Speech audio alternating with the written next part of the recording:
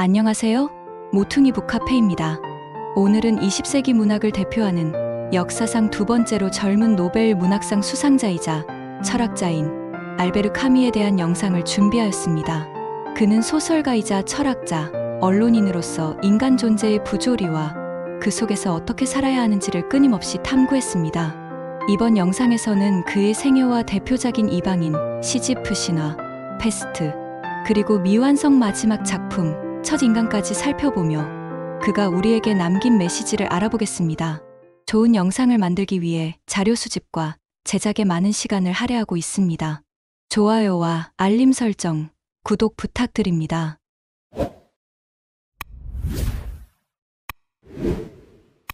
카미는 1913년, 당시에는 프랑스령이었던 알제리의 몽도비, 현재는 알제리 드레앙시에서 프랑스계 알제리 이민자로 태어났습니다. 아버지는 제1차 세계대전에서 전사했고 어머니는 스페인인데다 청각장애가 있어 의사소통에 어려움이 많았습니다. 형과 함께 의사소통이 힘든 어머니, 두 명의 외삼촌이 있는 외할머니 집에서 가난과 고독 속에서 성장한 그는 어린 시절부터 세상의 불평등과 고통을 몸소 체험했습니다.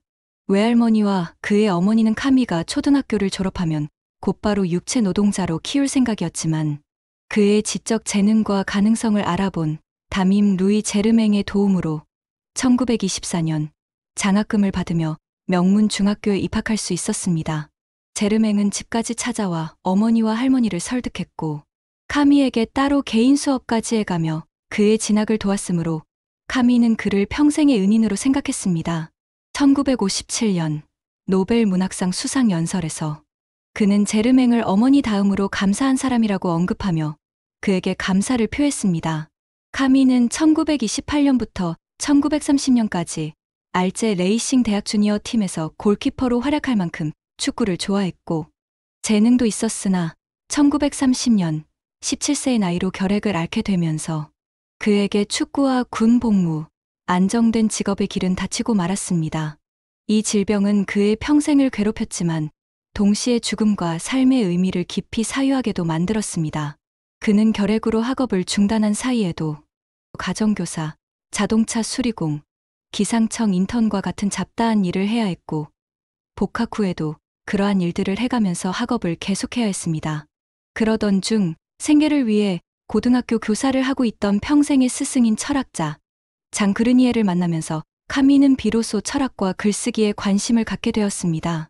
1933년 카미는 알제리 대학교에 입학하였고 1935년 플로티누스에 관한 논문을 발표하며 1936년에 철학학사 학위를 받았습니다. 카미는 초기 기독교 철학자들에게 관심을 갖게 되었지만 니체와 아서 쇼펜하우어의 영향은 그를 비관주의와 무신론으로 이끌었습니다.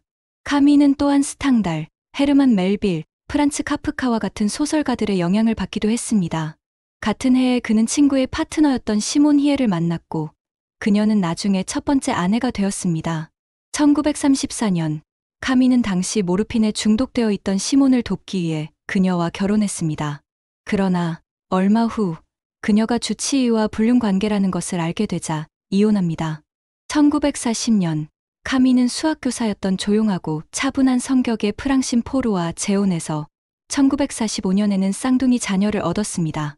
그러나 카미는 지적 매력과 함께 종종 배우 험프리 보가트에 비교되었던 외모와 카리스마로 당대 여성들로부터 큰 인기를 끌었고 실제로 연애 스캔들이 끊이지 않았습니다.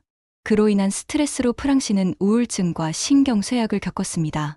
특히 여배우 마리아 카사레스와는 그가 죽기 직전까지 865통의 편지를 주고받았습니다. 두 사람이 나눈 편지는 2017년에 공개되었는데 카미는 아내와 아이들에게 죄책감을 느끼면서도 그녀와의 관계를 끊을 수 없음에 괴로워했던 것으로 보입니다. 카미는 연극과 저널리즘 활동을 통해 사회와 적극적으로 연결되었습니다. 그는 알제리의 가난한 아랍인과 프랑스인들의 현실을 고발하는 기자로 활동했으며 진실을 알리려는 태도는 생애 전반을 통해 계속되었습니다. 카미는 스탈린과 소련의 전체주의를 반대하는 좌파였으며 정치적으로 활발히 활동했습니다. 1935년 카미는 자신이 마르크스주의자가 아님에도 알제리인과 유럽인들 간의 차별을 줄일 수 있는 수단이 될 수 있다고 생각해 프랑스 공산당에 입당했습니다. 1936년 스승인 그르니에의 권고로 카미는 좀 더 독립적인 성향의 알제리 공산당에 가입하였습니다. 알제리 공산당에서 카미는 1935년부터 1939년까지 운영된 노동자의 극장을 설립했습니다. 카미는 보다 온건한 독립 성향의 정당인 알제리 인민당과도 가까운 사이를 유지했는데 두 정당 간의 갈등으로 인해 공산당과 인민당이 갈라설 때 카미는 공산당과 입장을 달리해 공산당에서 제명되었습니다. 공산당과의 결별 이후에도 극단은 에키프 극단으로 이름을 바꾸어 지속되었으며 당시 극단 활동을 하며 썼던 대본은 이후 소설의 밑바탕이 되기도 했습니다. 1938년부터는 좌익 성향의 신문인 알제 르페블리갱에서 기자로 활동하며 문화기사와 르포를 주로 썼습니다. 사르트르의 책 구토에 대한 서평도 알제 르페블리갱에 쓴 것입니다. 당국이 알제 르페블리갱의 발행을 금지하자 파리로 간 카미는 일간지 파리스와에서 편집자로 근무했으며 이때 소설 이방인과 수필 시지프 신화, 희곡 칼리굴라를 발표했습니다.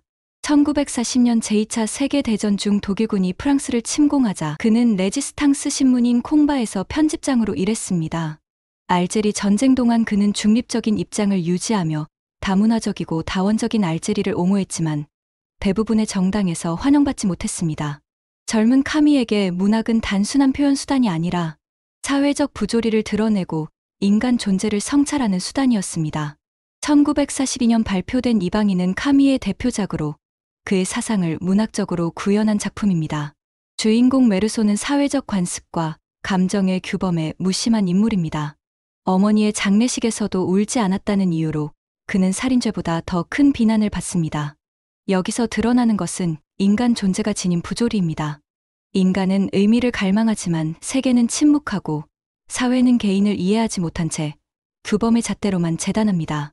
메르소는 마지막 순간 우주의 무의미 속에서 오히려 해방감을 느끼며 죽음을 받아들입니다.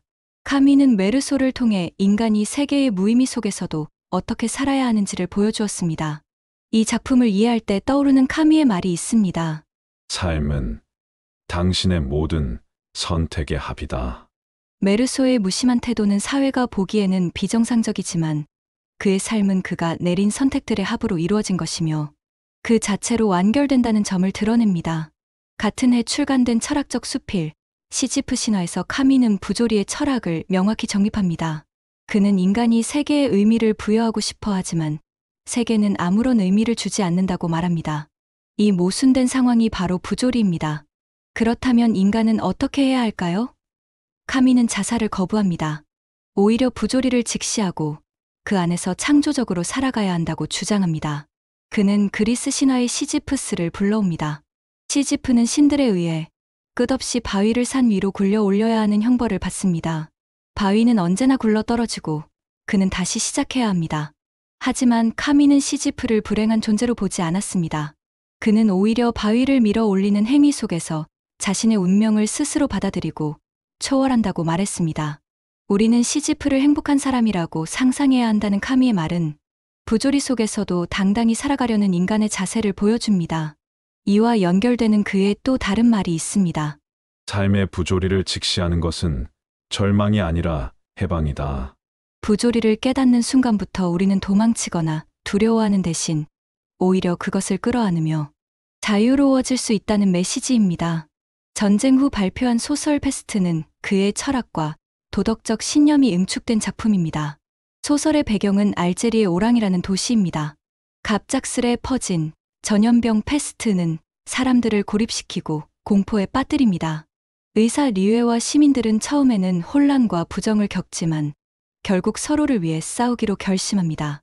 카미는 페스트를 단순한 질병이 아닌 악과 파시즘의 은유로 제시했습니다. 리웨와 시민들이 보여주는 연대와 책임은 인간이 부조리와 고통 속에서도 서로를 위해 싸우며 살아가야 한다는 메시지를 전합니다. 페스트는 단지 절망을 말하는 소설이 아닙니다. 오히려 고난 속에서도 인간이 선택할 수 있는 희망과 연대를 강조합니다. 카미는 인간이 완전한 구원에 이르지 못하더라도 타인을 위해 행동하는 순간 삶은 의미를 갖는다고 말합니다. 여기서 우리는 그의 또 다른 명언을 떠올릴 수 있습니다. 사랑은 서로를 마주보는 것이 아니라 함께 같은 방향을 바라보는 것이다. 리웨와 동료들은 각자의 두려움 속에서도 같은 방향을 바라보며 서로를 위한 연대의 길을 택합니다. 1960년, 카미는 교통사고로 갑작스럽게 세상을 떠납니다. 그의 나이 겨우 47세였습니다. 사고 현장에서 발견된 원고는 미완성의 자전적 소설, 첫 인간이었습니다. 이 작품은 가난했던 어린 시절과 가족사를 바탕으로 인간 존재와 정체성에 대한 탐구를 담고 있습니다. 그는 마지막까지도 인간과 세계의 관계, 뿌리와 기억, 사랑과 상처를 탐색하고 있었습니다. 이 작품을 읽으면 카미가 남긴 이 말이 더욱 가깝게 다가옵니다. 인간은 항상 자신이 아닌 무언가가 되려 하지만 결국 자신일 수밖에 없다. 첫 인간 속 카미는 스스로의 뿌리를 찾으려 했지만 결국 자신으로서의 삶을 받아들여야 했던 것입니다.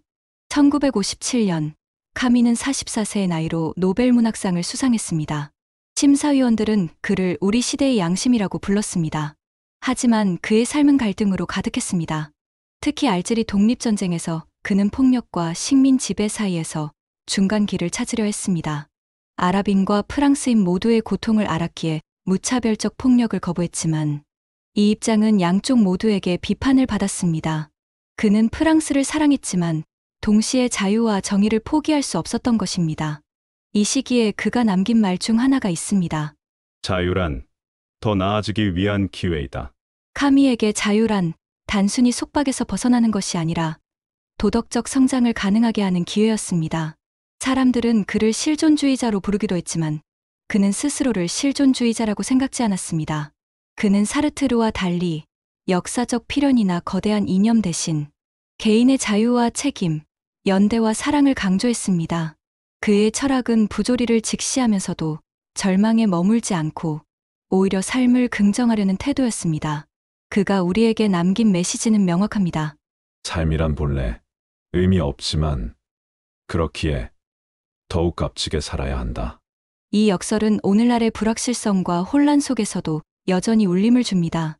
이방인의 메르소가 보여준 해방, 시지프 신화의 시지프가 보여준 반항, 패스트 속 의사 리웨의 연대는 모두 우리가 어떻게 살아야 하는지를 묻고 있습니다. 겨울 한가운데 나는 내 안에 꺼지지 않는 여름이 있음을 깨달았다.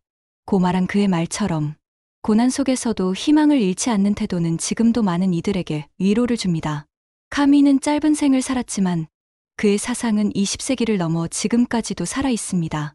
그는 절망을 말했지만 동시에 희망을 노래했고 무의미를 드러냈지만 동시에 삶을 긍정했습니다.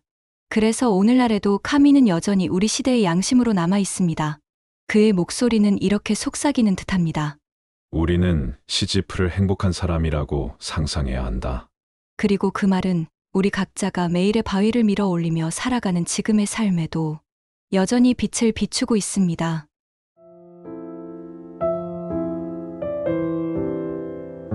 시청해주셔서 감사합니다.